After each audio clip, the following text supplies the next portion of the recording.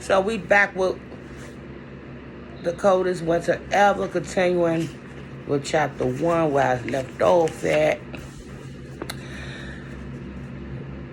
Now, a bad bitch is a woman who handles her business without making it seem like business. Only dumb girls let love give them delirious to the point where they let things that really count go undone. For example, you see a good-looking nigga walking down the avenue, you get excited, you get wet just thinking about him. You step to him,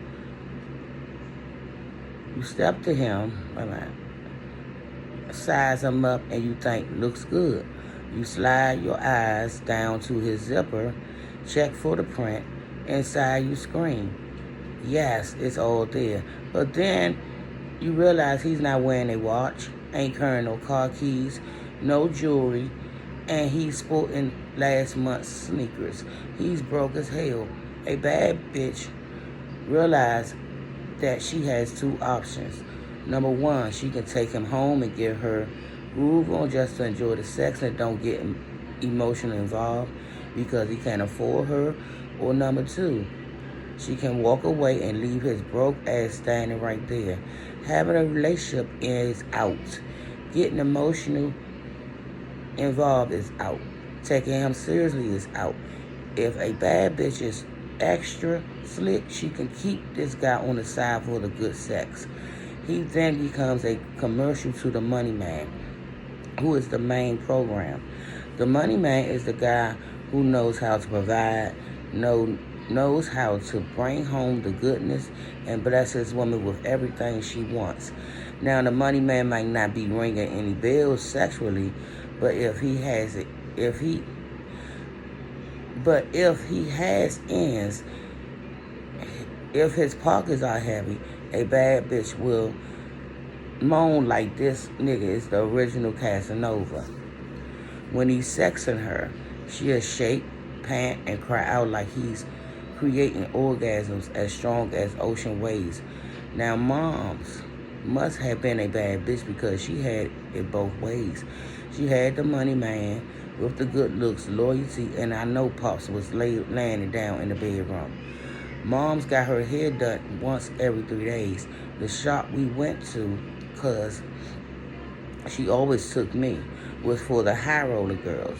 These were the few women in the neighborhood who are able to hook the big money fish.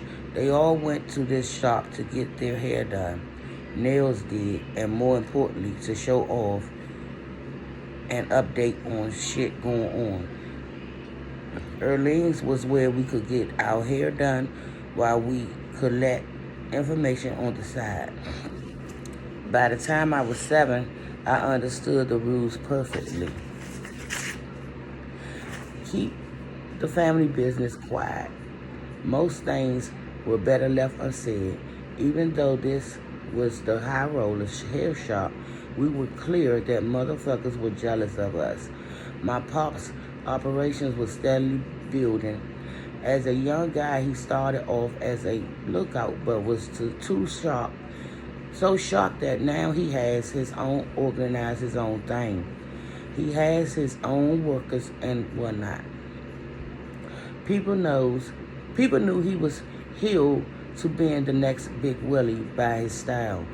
He was respected for his product, which was never watered down, always a fair cut for your money.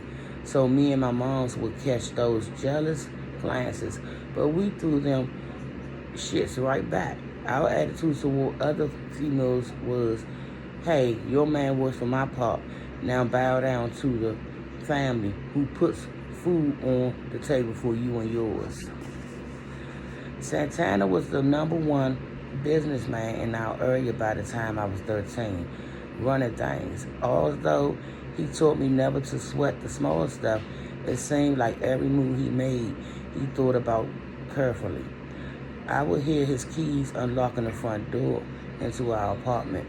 Then the men he was with, his workers, they would stand in a limit space between the first door and the heavy metal door that actually led into our place and talked. After they handled their matters, you would hear the first door open, then slam again. Pops would lock it and then unlock it, the second door to come inside. Whatever pressure he felt, whatever weight or business he had was left in between those two doors, because when he came inside, he brought his sexy smile, excited eyes, and power along with him. He would show all of us love. He would have whatever any of us had asked for in his pocket, no matter how small the request, down to a Snicker bar. If any of us had a problem of any kind, we could ask him and he'd make the answer so simple that I wonder how I couldn't have figured it out myself. If something was on his mind, he'd go in the back in a private room. He had Woody the carpenter build and pull out his chessboard. Funny thing was, he wouldn't play with anybody, just against himself. When I asked him why, he say, "That's how I stay on top, baby. I look at life from every position. I play from every side. You gotta know what each man on the board is thinking, down to the littlest motherfucker like the pawn." Now, Daddy would explain that other players are quick to sacrifice or ignore the pawn, but he was too smart for that. The pawns are my soldiers, he would say. If I surround myself with strong soldiers, give them all a stake in the game, then they keep the hood strong and tight. He would look into my eyes as if to ask, do I understand? I didn't want him to know that I dig him so much that I listened to him for as long as he wanted to talk. But I didn't give a fuck about a game of chess.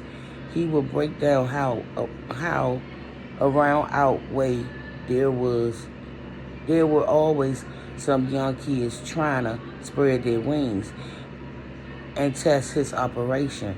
He said they mostly stupid though, because no smart man is going to try to kick in the door of the big man unless he got an extra right. Professionally strong and ruthless crew. But every now and then, some dumbass young kid who had seen too many Scarface type movies would try to overtake what can only kill him. He loses, Santana said, knocking the Black King over on the chessboard. He loses because he never understood the game. And I'm going to continue with chapter 1 of The Coldest Winter Ever.